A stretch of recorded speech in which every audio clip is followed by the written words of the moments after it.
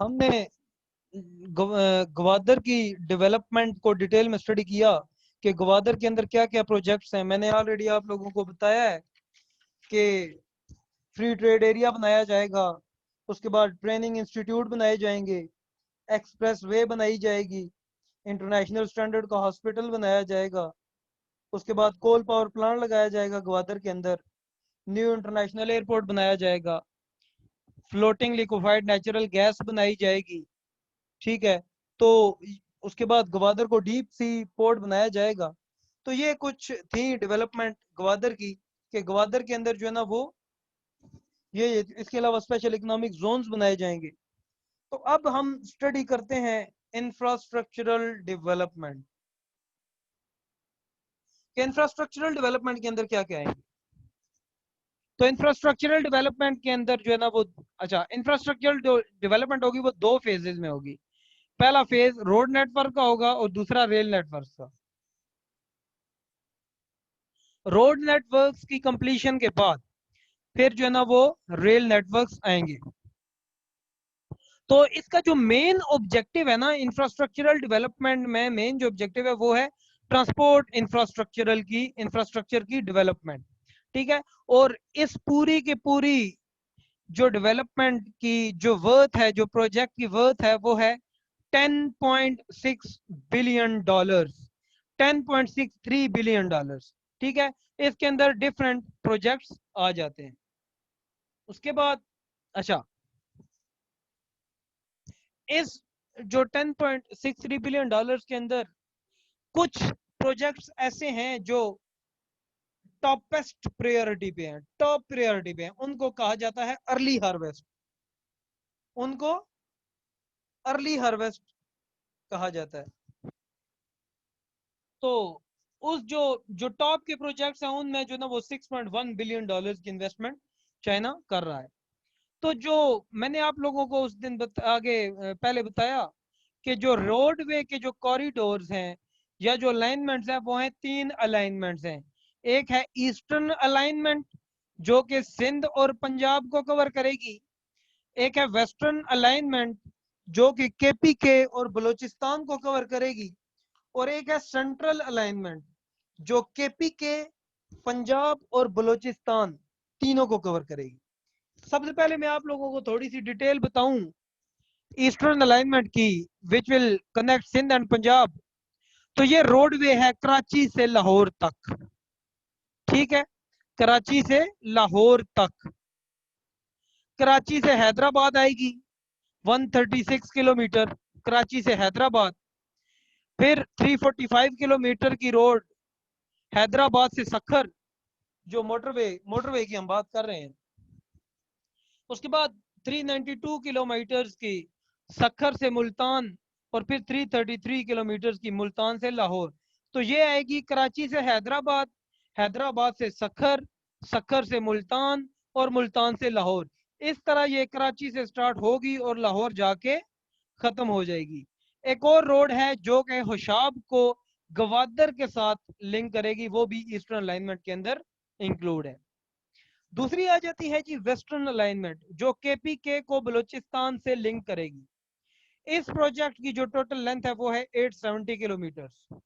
ठीक है, जिसमें 285 किलोमीटर ब्रह्मा बातर से डीआई खान। ठीक है, उसके बाद फिर 205 किलोमीटर डीआई खान से जोब, और जोब से फिर जो है ना वो कोयटा पहुंच जाएगी। उसके बाद जो है ना वो हुशाब से एक तुर्बत चली जाएगी जो सेंट्रल बलूचिस्तान का एरिया आ जाता है। तो इस तरह ये जो है ना ये केपीके और बलूचिस्तान को कवर करेगी। तीसरी जो अलाइनमेंट है वो है सेंट्रल अलाइनमेंट जो पंजाब, केपीके और बलूचिस्तान तीनों को कवर करेगी। ठीक है, जो गवादर से स्टार्ट होगी वो खुजदार, सखर, राजनपुर, उसके बाद ब्रह्मा बातर से होती हुई हसन अब्दाल आएगी, और हसन अब्दाल से फिर जो है ना वो काराकरम हाईवे की तरफ चली जाएगी। उसके बाद इसके अंदर एक और प्रोजेक्ट है कि काराकरम हाईवे की अपलिफ्टिंग की जाएगी। ठीक है, तो ये तकरीबन आप लोगों को पता है कि शहर जो रेशम है, जो काराकरम हाईवे वो हसन अब्दाल से स्टार्ट होती है। ठीक है, और आगे वो जो है ना वो ग्वादर की तरफ चली जाती है, चाइना की तरफ चली जाती है। इसके अलावा इंफ्रास्ट्रक्चरल डेवलपमेंट के अंदर रोडवे के अलावा कुछ है रेलवे प्रोजेक्ट्स, जिनके अंदर ML1 आ जाती है, ML2 आ जाती है और ML3 आ जाती है। और एक फंक्शन कर रही है ऑलरेडी, फंक्शन जो है वो ML1 रेलवे रोड है, ठीक है, रेलवे ट्रैक है ML1। इसके अंदर ML1 है, ML2 है और ML3 है, ठीक है। जो ML1 है वो कराची से पेशावर रेलवे ट्रैक है, ठीक है, कराची से पेशावर। जो ML2 है वो सिंध से स्टार्ट होगा, कोटरी से, ठीक है, और अटक में, अटक जाके पास होगी, जो लरकाना और DG खान से होता हुआ जाएगा। उसके बाद ML3 है जो कोयटा बलोचिस्तान से स्टार्ट होगा और बकर जाके एंड हो जाएगा। तीसरा जो मेन प्रोजेक्ट है वो है एनर्जी सेक्टर, ठीक है, एनर्जी सेक्टर। वो मैंने ऑलरेडी आप लोगों को बताया है कि अप टू 10,000 11,000 मेगावाट बिजली जो है वो ऑलरेडी पाकिस्तान के ग्रिड स्टेशन के अंदर ऐड की जा चुकी है। तो अगर हम 2015 तक की बात करें, जब तक लोड शेडिंग आम थी, तो जो पाकिस्तान की एनर्जी नीड थी और जो कैपेसिटी थी वो थी 24,000 मेगावाट, जो नीड थी और जो कैपेसिटी थी। लेकिन उस वक्त प्रोडक्शन जो थी वो सिर्फ 11,000 मेगावाट, मतलब आधी बिजली हम प्रोड्यूस नहीं कर रहे थे, ठीक है। उस 11,000 में से तकरीबन 4,500 मेगावाट तरबेला डैम से प्रोड्यूस होती थी और तकरीबन 4,000 मेगावाट जो है ना वो मंगला डैम से प्रोड्यूस होती थी। सी पैक के जरिए 10,500 megawatt electricity already grid station के अंदर इंक्लूड हो चुकी है, ठीक है। और इसके ऊपर जो कॉस्ट लगी है that was almost about $35 billion, ठीक है। कुछ एनर्जी सेक्टर्स के अंदर इन्वेस्टमेंट की जा रही है, जिसमें कायद-ए-आज़म सोलर पावर प्रोजेक्ट है बावलपुर का, वो 1100 मेगावाट इलेक्ट्रिसिटी प्रोड्यूस करेगा, ठीक है, बल्कि कर रहा है, ठीक है। उसके बाद जिम्पीर विंड पावर प्रोजेक्ट है सिंध का, वो 250 मेगावाट इलेक्ट्रिसिटी प्रोड्यूस कर रहा है। सुक्की किनारी हाइडल पावर प्रोजेक्ट है कागान, ये नारायण कागान, 850 मेगावाट इलेक्ट्रिसिटी। उसके बाद करोट डैम है KPK में, वो 720 मेगावाट इलेक्ट्रिसिटी प्रोड्यूस कर रहा है। जामर बादशाह डैम अगर बनता है तो 4500 मेगावाट प्लस की इलेक्ट्रिसिटी जो है वो प्रोड्यूस करेगा। ऑलमोस्ट $14 बिलियन की इन्वेस्टमेंट होगी। और आप लोगों को पता है कि ये दयामर बादशाह और जो दासू डैम है वो सी पैक प्रोजेक्ट्स के अंदर आते हैं। दयामर बादशाह और दासू डैम सी पैक के अंदर आते हैं और चाइना ने ये कहा है कि हम इसको बिल्डअप करके देंगे और यहाँ पे जो है दयामर बादशाह के लिए फंडिंग की जा रही है। उसके बाद कोहाला हाइड्रो पावर प्रोजेक्ट है और उसके बाद उसके अलावा काफी सारे कोल एनर्जी प्रोजेक्ट्स हैं, जिसके अंदर पोर्ट कासिम प्रोजेक्ट है, हब पावर प्रोजेक्ट है, ठीक है, गवादर कोल पावर प्रोजेक्ट जो मैंने ऑलरेडी आप लोगों को बताया है, साईवाल पावर प्रोजेक्ट है, पिंड दादन खान का एक कोल पावर प्रोजेक्ट है और थर कोल पावर प्रोजेक्ट है। इसके अलावा लिक्विफाइड नेचुरल गैस LNG के कुछ प्रोजेक्ट्स हैं। तो ये सारा हमारा जो है ना वो ये प्रोजेक्ट है CRI के एनर्जी सेक्टर के अंदर। उसके बाद कुछ पॉइंट्स हैं हमने, आप लोगों को पता है कि सी पैक के अंदर काफी सारे क्रिटिसिज्म हो रहे हैं, तो क्रिटिसिज्म लेके तो फिर आपने उसको रीड्रेस भी करना है कि उसको डिफेंड भी करना है, because you are Pakistani and you are supporter of CPEC, तो आपने सी पैक को डिफेंड करना है। तो सबसे पहला तो ये आ रहा है कि क्रिटिसिज्म के चाइना के इंपीरियलिस्टिक डिजाइन है, चाइना इंपीरियलिज्म आइडियोलॉजी का अडॉप्ट कर रहा है और इस वजह से पाकिस्तान जो है ना वो इतना ज्यादा बेनिफिट हासिल नहीं कर पाएगा जितना कि ज्यादा चाइना कर पाएगा, और चाइना के ज्यादा इंटरेस्ट है, ठीक है। तो क्रिटिसिज्म है कि चाइना के इंपीरियलिस्टिक डिजाइन और चाइना जो है ना वो ज्यादा, China will be a greater beneficiary. अगर आप इसको रीड्रेस करें तो आपने ये जवाब लिखना है, या ये आप लिख सकते हैं कि चाइनीज हिस्ट्री जो है ना वो एक सबूत हमें देती है कि चाइना के कोई भी इंपीरियलिस्टिक डिजाइन नहीं थे हिस्ट्री के अंदर। ठीक है, अगर एंशंट सिल्क रूट की भी आप बात करें तो उस वक्त भी पूरी दुनिया का ट्रेड होता था वहां से। तो चाइना जो है वो कभी भी इंपीरियलिस्टिक डिजाइन नहीं अपनाए चाइना ने। विन विन सिचुएशन है। ठीक है, और ये जो विन विन सिचुएशन है ये हमने ऑलरेडी पिलर्स ऑफ बीआरआई में पढ़ा कि विन विन सिचुएशन है, या अगर बायलैटरल पे हो तो दोनों कंट्रीज के लिए, मल्टीलैटरल पे हो तो डिफरेंट कंट्रीज के लिए विन विन सिचुएशन है। ठीक है, और आप ये भी लिख सकते हैं कि पास्ट के अंदर चाइना ऑलरेडी खुद इंपीरियलिस्टिक डिजाइन का विक्टिम बना रहा, कॉलोनियलिज्म का विक्टिम बना रहा। तो चाइना को ये पता है कि कॉलोनियलिज्म से एक मुल्क के ऊपर क्या बुरा असर पड़ता है। तो चाइना कभी भी जो है ना वो कॉलोनियल डिजाइन या इंपीरियलिस्टिक डिजाइन नहीं अपनाएगा। दूसरा क्रिटिसिज्म चाइना के ऊपर ये हो रहा है, सॉरी सीपैक के ऊपर, कि चाइना जो है ना वो वर्ल्ड की लार्जेस्ट इकोनॉमी है।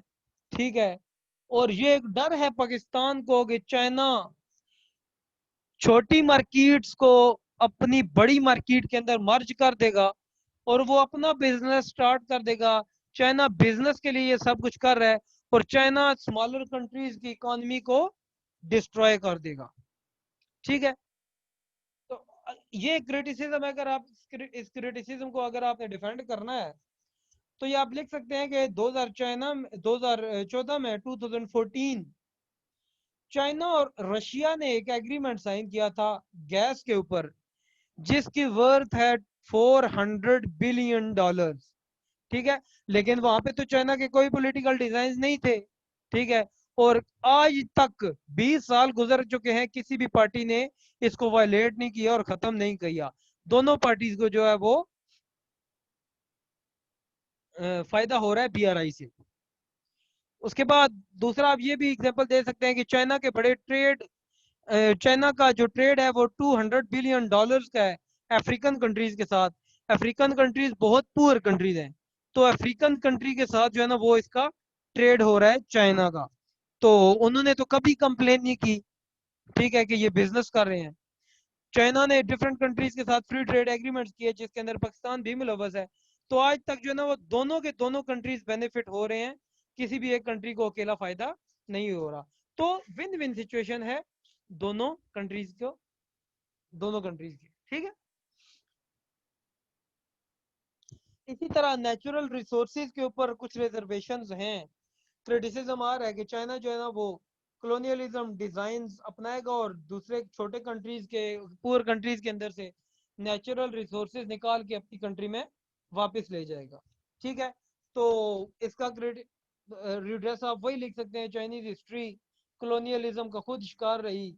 एंशियंट सिल्क रूट के टाइम भी चाइना ने कॉलोनियलिज्म को अप्लाई नहीं किया था। ठीक है, और चाइना जो है ना वो टॉप 10 रिचेस्ट स्टेट्स में आता है नेचुरल रिसोर्सेज में। तो चाइना जो है ना वो, उसको नेचुरल रिसोर्सेज की जरूरत ही नहीं है।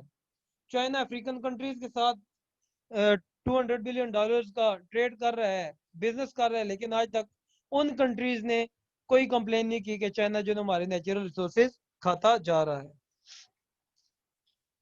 उसके अलावा एक रिजर्वेशन क्रिटिसिज्म ये है कि चाइना पुअर कंट्रीज के साथ ट्रेड कर रहा है। ठीक है, और पुअर कंट्रीज के साथ ट्रेड करके अपनी चीजें उनको दे के वहां से पैसा ले ही जा रहा है। ठीक है, तो इसकी भी आप जो है ना वो मिसाल वही दे सकते हैं अफ्रीकन कंट्रीज की। ठीक है, तो ये सब चीजें बीआरआई के पिलर में भी आती हैं कि चाइना पुअर कंट्रीज के साथ ट्रेड करके उनकी इकोनॉमिक नीड्स को कैटर करेगा, ना कि उनको इकोनॉमी को और बिठाएगा और उनसे उनको जो है ना वो लूटेगा, बल्कि उनकी इकोनॉमिक नीड्स को कैटर करना है चाइना ने। उसके बाद जो लास्ट क्रिटिसिज्म हो रहा है कि चाइनीज कंपनी जो है ना वो हर कंट्री को डेवलप कर रही है, बल्कि अगर हम इसको डिफेंड कर सकते हैं, डिफेंड के बीआरआई हो या सीपेक हो, चाइना ने हर कंट्री को इनवाइट किया हुआ है कि वो आके इन्वेस्टमेंट कर सकते हैं। कोई भी कंट्री आके इसके अंदर इन्वेस्टमेंट कर सकता है। तो ये सिर्फ चाइना नहीं इन्वेस्टमेंट कर रहा, बल्कि हर कंट्री इसके अंदर इन्वेस्टमेंट कर सकता है। अच्छा, उसके बाद ये भी कि चाइना जो है वो लोन दे रहा है दूसरे कंट्रीज को, ये भी क्रिटिसिज्म है। तो ये बीआरआई में ये लिख दिया गया था कि सिर्फ 20% लोन होगा और 80% इन्वेस्टमेंट की जाएगी, और वो जो 20% लोन होगा कंट्री के ऊपर, that will be at lower interest rate.